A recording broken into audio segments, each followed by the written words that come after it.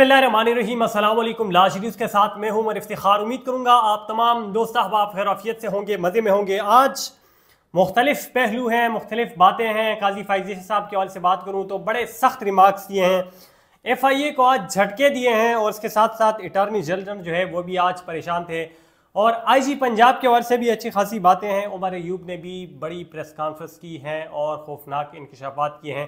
तो तमाम तर चीज़ें आप लोगों के सामने रखेंगे। शुरुआत हम इलेक्शन कमीशन ऑफ पाकिस्तान से करेंगे, जो कि इलेक्शन से पहले की अगर मैं बात करूं गलतियों पे गलतियां करते आ रहा है और आज उन्होंने एक ऐसी गलती कर दी है कि जिसकी वजह से अब होना चाहिए कि इलेक्शन कमिश्नर है उसको इस्तीफ़ा भी देना चाहिए और इनकी जो हरकत है, इनके जो गलत नोटिफिकेशन है, इसका सबूत जो है ये भी दे देना चाहिए कि ये गलत सबूत, ये गलत नोटिफिकेशन जो है ये लोग कैसे कर जाते हैं, गलतियां कैसे हो जाती हैं, इनके पास लिस्टें होती हैं और ये लोग नाम जो हैं ये लोग आगे किस तरह दे देते हैं। तो बात कुछ ऐसी है कि मौलाना फजल रहमान की पार्टी का एक मखसूस नशिस्त पर नोटिफिकेशन होता है और उस नोटिफिकेशन में उस शख्स को यानी कि उस औरत को टिकट जो है वो फराहम कर दिया जाता है, उसका नाम आगे आ जाता है कि जो मौलाना फजल रहमान के मुताबिक नहीं तो ये पार्टी में है और न ही इसके पास कोई रुकनीत है।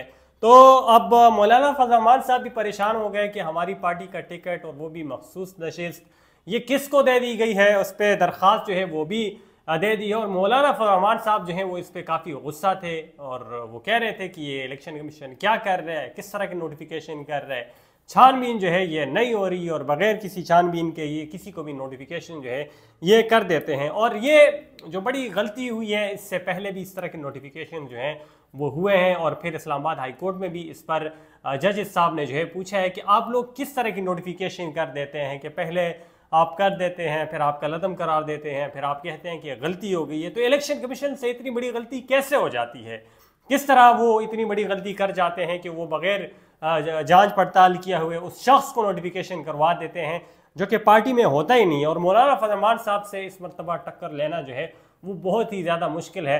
तो मेरे ख्याल से अब इलेक्शन कमीशन के इन रवैयों से और इन तरीक़ों से इसको जो इस्तीफ़ा है वो दे देना चाहिए। इस पर आप लोग भी कमेंट सेक्शन करें, इलेक्शन कमीशन को ऐसी ब्लंडर्स, ऐसी गलतियाँ करनी चाहिए या नहीं करनी चाहिए, और अगर हो गई है तो फिर उस पर क्या सज़ा है। इसके साथ साथ अगर मैं बताऊँ, फवाद चौधरी साहब ने भी कहा कि अगर हुकूमत मौलाना फजल रहमान साहब को कन्विंस न कर पाई तो ये हुकूमत नहीं चल पाएगी। फवाद साहब को, चौधरी फवाद साहब जो हैं उनको अच्छा खासा एक्सपीरियंस है कि मौलाना फजल रहमान साहब जो हैं वो बड़ी भारी जो है वो पढ़ सकते हैं।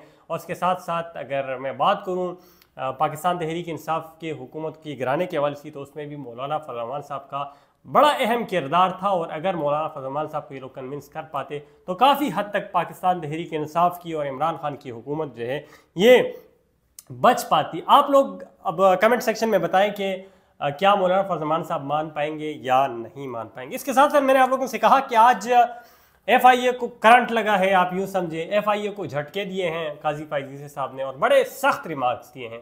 आज केस चल रहा था सहाफ़ियों के हवाले से और असद तूर साहब जो हैं उनको, आप लोगों को इल्म होगा कि FIA ने बुलाया है और वो आजकल अडियाला जेल में। इसी के साथ साथ जो अफसार आलम पर हमले हुए हैं और मतीउल्लाह जान को जो अगवा किया गया था, तो उस पर आज काजी फैज़ी साहब ने पुलिस से रिपोर्ट मांगी थी और जब रिपोर्ट तलब हुई, जब रिपोर्ट देखी तो काजी फैज़ी साहब ने उस रिपोर्ट को रिजेक्ट किया और बरहमी का इजहार किया और ये कहा कि ये किस तरह की रिपोर्ट है और उससे वो नाखुश हुए। साथ साथ FIA जो है वो भी आया हुआ था और FIA से कहा कि आपने ये नोटिस जो दिए हैं, असद अली तूर के हवाले से कहा और दीगर सहाफ़ियों के हवाले से कहा कि आपकी ये नोटिस आप लोग कंधा जो है वो तो हमारा इस्तेमाल कर रहे हैं, लेकिन जो FIR है, FIR के अंदर तो कहीं पर यह नहीं लिखा हुआ कि असद तूर साहब ने तौहीन अदालत की है, तौहीन जज की है और इस पर आप इसको गिरफ्तार कर रहे हैं या इस पे नोटिस जो हैं वो भेज रहे हैं। आप लोग कंधा हमारा इस्तेमाल कर रहे हैं और काम आप लोग किसी और का कर रहे हैं। आज FIA को नोटिस गया है और बाकायदा जो FIA है उस पर बरहमी का इजहार भी किया है। इसके साथ साथ FIA के अटॉर्नी जनरल से पूछा है कि आप ये बताएं कि आपको हमने कोई शिकायत की है या हमने बताया है कि आप जाकर इस सहाफ़ी को पकड़ें या इस पर नोटिस लें या इसको आप गिरफ्तार करें। अगर हमने नहीं किया तो आप बग़ैर इजाज़त लिए या बग़ैर पूछे आप लोग किस तरह जाते हैं और किस तरह के नोटिस जो हैं वो देते हैं, ये अच्छी बात नहीं है। इसके साथ साथ उन्होंने ये भी कहा क्या हमारे रजिस्ट्रार की तरफ से या अदालत की तरफ से या किसी और की तरफ से आप लोगों को हुक्म आया है? कहा नहीं। तो कहा आपने जब ये दरख्वास्त जमा की है तो आपने हमारी अदालत से रुजू किया है, पूछा है, तो उस पर भी FIA का जवाब नहीं था, जिस पे काजी साइफीज़ा साहब के बड़े सख्त रिमार्क्स थे और कहा कि आपको ऐसा नहीं करना चाहिए। और जब उन्होंने मुकदमे देखे, जब उन्होंने दिफात देखे, तो साथ उन्होंने ये भी कहा कि कुछ और भी डाल देते ताकि ये केस और भी मजबूत हो जाता। तो इससे अब लग ये रहा है काजी फाइज़ी साहब का मूड कुछ ऐसा बनता जा रहा है कि जो भी इदारे अब थोड़ा बहुत गलत काम करेंगे और इख्तियारात से नाजायज़ इस्तेमाल उसका करेंगे तो काजी फाइज़ी साहब जो हैं वो स्ट्रिक्ट एक्शन लेंगे। इसके साथ साथ अगर मैं बताऊँ रिपोर्ट के हवाले से, तो रिपोर्ट जो है वो अब दोबारा आएगी और उसके बाद फिर पता चलेगा कि काजी फाइज़ी साहब जो हैं वो FIA के हवाले से और दीगर जो केसेस हैं चल रहे हैं उसके हवाले से क्या करेंगे। इसके साथ साथ अगर मैं बताऊँ IG पंजाब के हवाले से, तो उमर अयूब साहब ने प्रेस कॉन्फ्रेंस की है और उमर अयूब साहब ने ये कहा है कि IG पंजाब साहब जो हैं ये एक घरेलू मुलाजिम बन चुके हैं। और ख़ासकर उन्होंने जो मेंशन किया तो मरियम नवाज शरीफ की तरफ से किया, मुस्लिम लीग नून की तरफ से कहा कि ये अब IG पंजाब नहीं है बल्कि एक घरेलू मुलाजिम है। और घरेलू मुलाजिम से आप चौकीदार का मतलब समझ सकते हैं, दीगर जो छोटे मोटे मुलाजिम होते हैं घर के वो समझ सकते हैं। कहीं अब उनके घर के काम करते हैं, उनकी बात मानता है, मरियम नवाज शरीफ की बात जो है वो मानता है। साथ साथ उन्होंने कहा कि पाकिस्तान तहरीक इंसाफ वाले हम लोग एहतजाज करने निकले थे और एहतजाज हम उस चीज़ के लिए निकले थे जो हमारा हक है, यानी कि हमारा मैंडेट चुराया गया है, लोगों ने हमें वोट दिया है, पाकिस्तान तहरीक इंसाफ को चुना है, इमरान खान को चुना है, लेकिन मुस्लिम लीग नून ने और दीगर पार्टियों ने हमारा मैंडेट चोरी किया है और इस पर हम लोगों ने एहतजाज किया। लाहौर के हवाले से कहा, लाहौर हवाले से लतीफ़ खोसा साहब जो हैं वो एहतजाज कर रहे थे जो कि MNA भी हैं। इसके साथ साथ सलमान अकरम राजा साहब वो भी एहतजाज कर रहे थे और उनका मैंडेट जो है वो भी चुराया गया है। और अगर बात की जाए सलमान अकरम राजा के हवाले से, तो सलमान अकरम राजा बड़े नफीस इंसान हैं, बड़े काबिल बैरिस्टर हैं और बड़ा कम बोलते हैं। जब भी बोलते हैं टू द पॉइंट बोलते हैं, बड़ी अच्छी बात करते हैं और कानून और आइन के मुताबिक बात करते हैं, यानी कि इसके दायरे से बाहर नहीं जाते हैं। लेकिन पंजाब पुलिस से आगे उनको क्या पता है कि अदालत नहीं है, ये यहाँ पर इंसाफ नहीं मिलेगा। और पंजाब पुलिस जो है वो उसके यहाँ पर अकल नहीं है बल्कि यहाँ पर भूसा जो है वो भरा होता है। वो ना आइन को जानता है ना किसी और चीज़ को वो जानते हैं, बल्कि जो भी उनको हुक्म मिलता है, ख्वाह वो अच्छा हो ख्वाह बुरा हो, वो पूरा करते हैं। इस पर उन्होंने कहा कि ये इतने बड़े बैरिस्टर हैं, आइन और कानून की बात करते हैं और एक उनमें मुंतखब भी है, लेकिन उसके बावजूद इन लोगों ने नारवा सलूक किया, इनको प्रिजन वैन में डाला, इनको कैद किया, उसके साथ साथ सैकड़ों और लोगों को कैद किया। साथ उमर अयूब साहब ने कहा कि हमारा हक है कि हम लोग एहतजाज करें, हम लोग अपना वोट जो है और जो हमारा मैंडेट है हम वापस लें, लेकिन पंजाब पुलिस ने हमारे साथ बहुत ही बुरा किया। ऐसा नहीं होना चाहिए, खासकर जो रिस्पेक्टेबल लोग हैं जिस तरह सलमान अकरम राजा साहब हैं, बड़ा ख्याल जो है वो रखना चाहिए। और ये जो पंजाब पुलिस गुंडागर्दी करती आ रही है, इसके हवाले से उन्होंने कहा कि अब हम जो पब्लिक अकाउंट्स कमेटी है वो उसके ज़रिए हम इनके अकाउंट्स जो है ये भी चेक करेंगे। और साथ साथ सहूलतकारों के लिए भी उन्होंने कहा कि अब हम जो इनकी कारकर्दगी है वो भी देखेंगे और इनकी जो खर्चे हैं वो भी देखेंगे और फिर हम इनको बुलाएंगे कि बताएं साहब आप लोगों ने करोड़ों रुपए यहाँ पर लिए और इस ज़मन में लिए, लेकिन आप लोगों की कारकर्दगी कुछ भी नहीं है। खासकर पुलिस के हवाले से उमर अयूब साहब ने कहा कि इनकी कारकर्दगी जो है वो नील है, पुलिस जो है वो कोई परफॉर्मेंस नहीं देती है। और आप लोग भी देखते हैं पंजाब में हो, KPK में हो, सिंध में हो, कि पुलिस सिर्फ इस्तेमाल होती है, पुलिस सिर्फ सहूलतकारी करती है।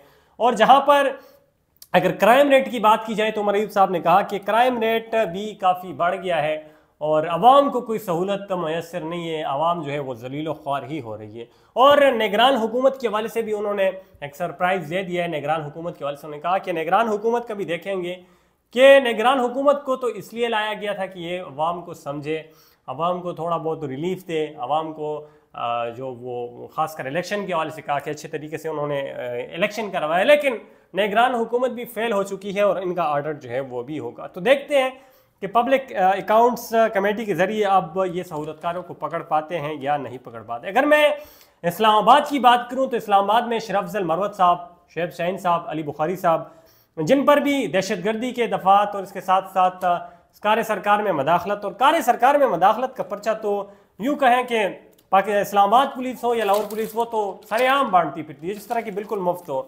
और आपके भाई पर भी काले सरकार का पर्चा जो है ये होने से बचा है।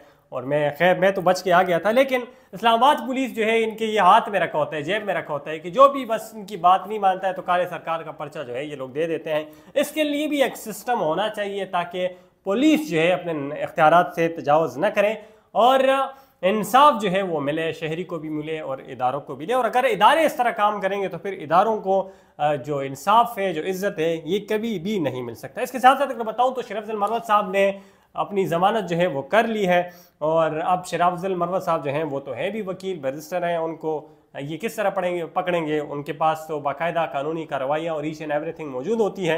इसके साथ साथ अगर मैं बैरिस्टर गौर साहब के हवाले से बताऊँ तो बैरिस्टर गौर साहब ने भी दरख्वास्त दी है इस्लामाबाद हाई कोर्ट में और कहा है कि मैं इमरान खान के साथ मिलना चाहता हूँ। और हमारे दीगर रहनुमा है उमर अयूब साहब ने कहा और इसके साथ साथ जो दीगर लोग हैं उनका कहा कि अब सेनेट के इलेक्शन जो हैं वो भी आने वाले हैं 14 मार्च को और उस के हवाले से हम लोग इमरान खान से मुलाकात करेंगे, हम पार्टी पॉलिसी जो है वो डिस्कस करेंगे और दीगर जो भी चीज़ें होंगी फिर इमरान खान साहब के हवाले से तो वो फिर हम आप लोगों को बताएंगे। तो ये मीडिया टॉक में बैरिस्टर गौर साहब ने कहा और इजाज़त जो है वो भी उनको मिल गई है।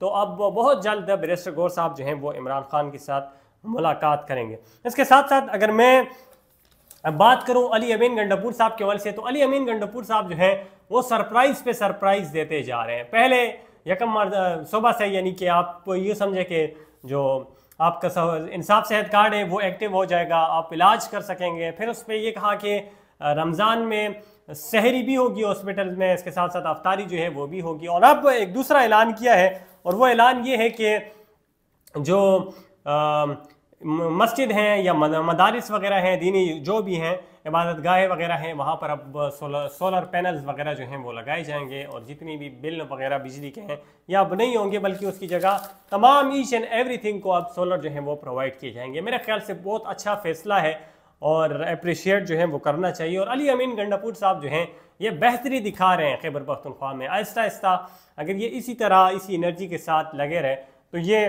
खैबर पख्तूनख्वा को बहुत जल्द जो है वो बेहतर बना लेंगे। और वफाक के हवाले से अगर मैं बात करूं तो वफाक में जो हुकूमत काबीना के हवाले से खासकर तो नाम भेज दिए गए आसिफ अली जरदारी साहब को और आसिफ अली जरदारी साहब जो हैं वो उसको देखेंगे, उस पर साइन करेंगे। और मोहसिन नकवी साहब जो हैं वो भी इसमें शामिल हैं, जो कि खबरें चल रही हैं कि मोहसिन नकवी साहब होंगे या नहीं होंगे, लेकिन मोहसिन नकवी साहब जो हैं वो होंगी। तो आज की ये खबरें थी। मज़ीद जो भी लेटेस्ट अपडेट होंगी इंशाल्लाह आप लोगों को अपडेट करते रहेंगे। देखते रहिए लाज न्यूज़। Thank you. अस्सलाम।